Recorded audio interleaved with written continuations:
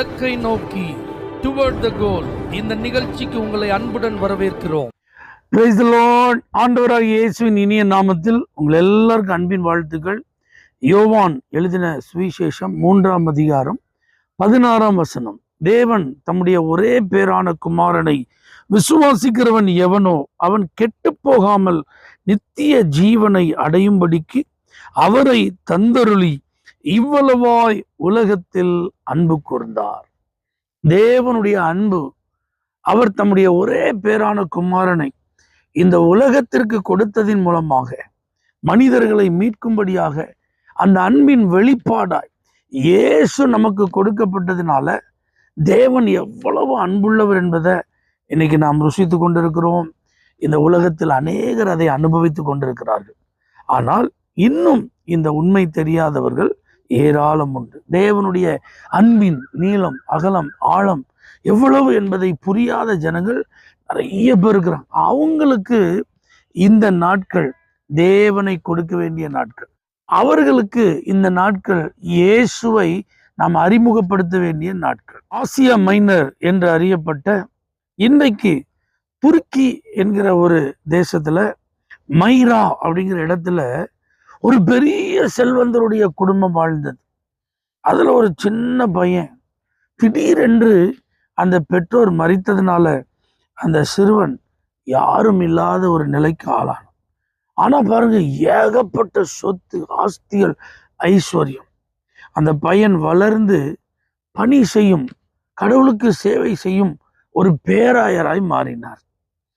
அவருடைய பெயர் தான் நிக்கோலஸ்.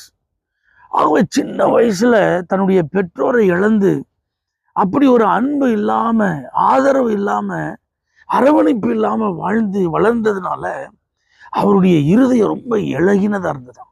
எல்லாருக்கும் உதவி செய்யணும், கஷ்டப்படுறவங்களுக்கு ஹெல்ப் பண்ணணும், யாரும் ஆதரவு இல்லாம இருந்தா அவங்களெல்லாம் ஆதரிக்கணும். அதனால ஏழை எளியவர்களுக்கு ஏராளமான உதவிகளை செய்து கொண்டே இருந்தார். அவருடைய சிறப்பு அம்சம் என்னன்னா, அவர் தான் செய்கிறத யாருக்கும் தெரியக்கூடாதுன்னு நினைச்சு மறைமுகமா ரகசியமா செய்வார். அப்பதான் ஒரு கிராமத்துல ஒரு ஏழை மனுஷன் 3 பெண் பிள்ளைகளை வைத்து கொண்டு திருமண வயதில் இருக்கும் அவர்களுக்கு திருமணம் செய்து கொடுக்க பணம் இல்லாததுனால கஷ்டப்படுறாரு கேள்விப்பட்டு ஒரு நாள் அவருடைய வீட்டிற்கு போய் அந்த புகை கூண்டு இருக்கு பார்த்தீங்களா, அது வழியா தங்க நாணயங்கள் அடங்கிய ஒரு பைய அப்படி உள்ள போட்டு போயிட்டார். எப்படி வந்தது, யார் போட்டா அவருக்கு தெரியாது. ஏழை மனுஷனுக்கு ரொம்ப சந்தோஷம். மூத்த மகளுடைய திருமணத்தை நல்ல முறையில் அவர் செய்து முடித்தார். அதே போல 2வது மகளுக்கும் திருமணம் செய்ய வேண்டிய நேரம் வந்தபோது அதே போல நிக்கோலஸ் செய்தார்.